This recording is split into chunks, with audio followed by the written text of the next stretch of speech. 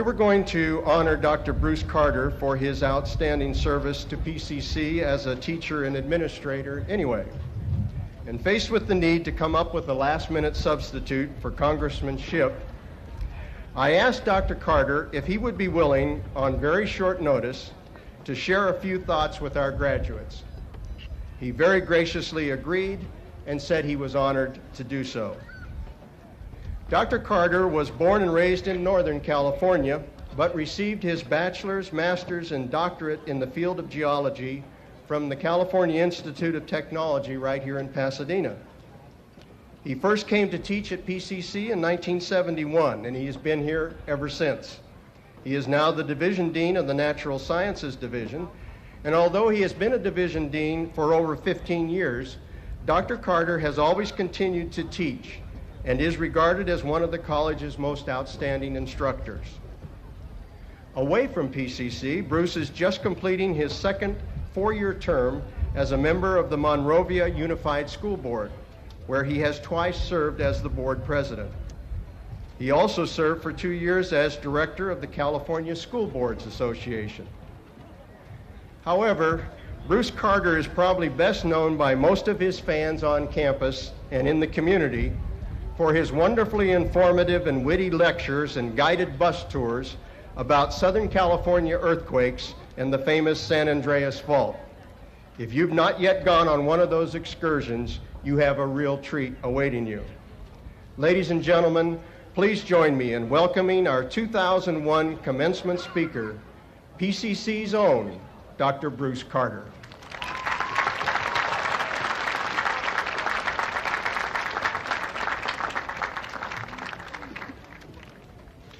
Well, this was unfortunately short notice. I had arranged for an earthquake, but I didn't have enough time. I'm sorry about that.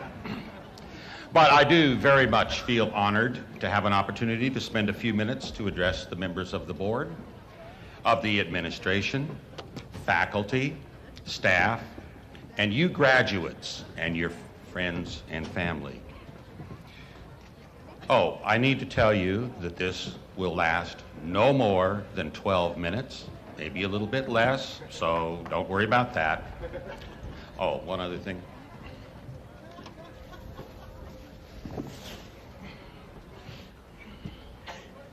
I have to be properly prepared for this address. All right.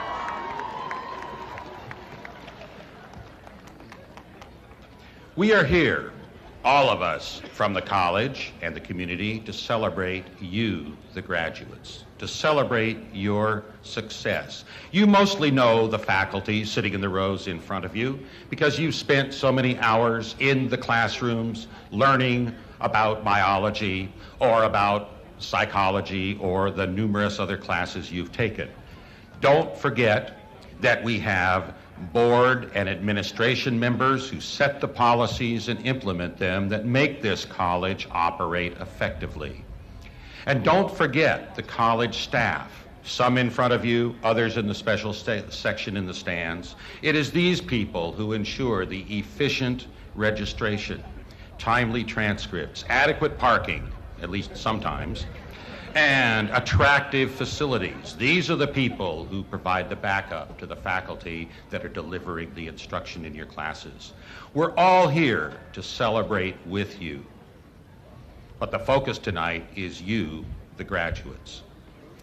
And I don't have a long list of things that I want to leave you with. I think I really just have one comment I would like to make, and that is that you should not be afraid to break the rules when it's appropriate. For your own good as you go on through life, sometimes you have to break the rules. What do I mean by that? Well, one of the rules you have to be sure that you choose for yourself. Whatever direction you take in your life, it must be your own direction. You should not let a counselor, friends, or even your family determine the direction you will take in life. And most of all, don't allow circumstances to determine the direction you will take. Be sure that that choice is yours and yours alone.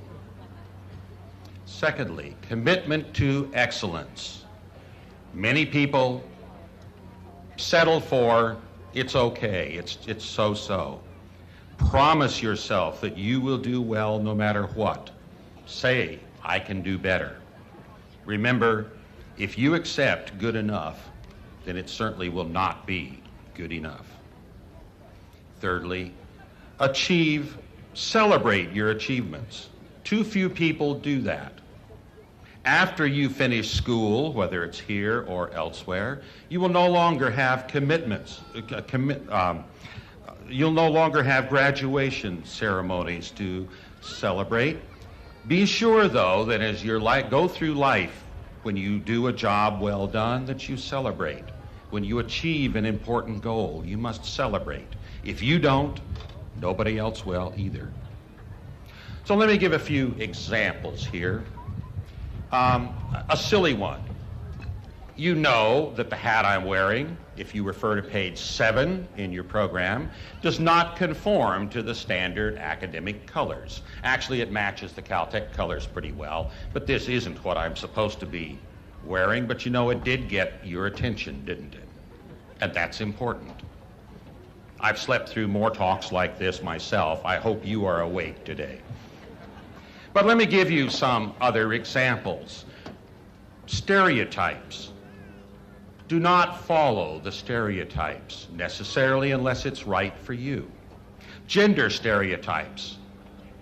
I had the privilege of knowing an excellent student in geology who came back to visit one fall about several years after she had graduated. And this was a very petite young woman. And actually, after her graduation, she still looked like she was about 15 years old. I asked her, well, what had she been doing lately? She had just spent 6 months working in the Nevada desert supervising a drill rig with a bunch of roughnecks out in the desert, and she did a great job. A woman can do that job too. She was very well prepared for it. Or I had the privilege of knowing a gentleman who retired from the banking industry, came back to PCC, went through the nursing program, and in his early 60s entered a new career as a pediatric nurse. He told me it was some of the most rewarding work experience he'd ever had. Remember, you too can do just as well. You may be the first person in college in your family. Well, just because your family members didn't do it before is no reason you can't. Break that mold. You can go on, graduate here, and many of you will go on and graduate in other colleges as well. I had the privilege of knowing a student who had come to this country as a refugee with a family that was more or less penniless, had no formal education. This young woman started as a high school freshman in this country, had never spoken English other than in academic classes, went through PCC and took all the geology courses, transferred to the Massachusetts Institute of Technology, and she is now working professionally doing research on the geology of Mars.